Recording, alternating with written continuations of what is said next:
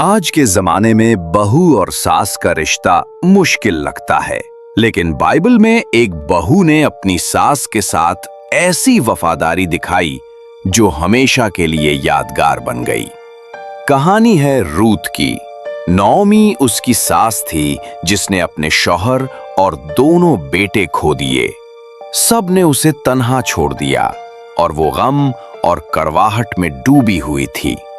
लेकिन रूत ने उस वक्त कहा, जहां तू जाएगी मैं भी वहीं जाऊंगी, तेरा खुदा मेरा खुदा होगा।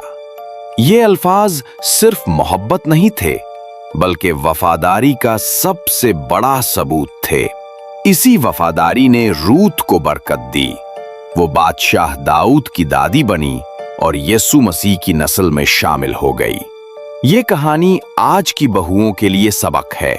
सास का साथ सिर्फ एक रिश्ता नहीं, बल्कि खुदा की बरकत का रास्ता भी हो सकता है।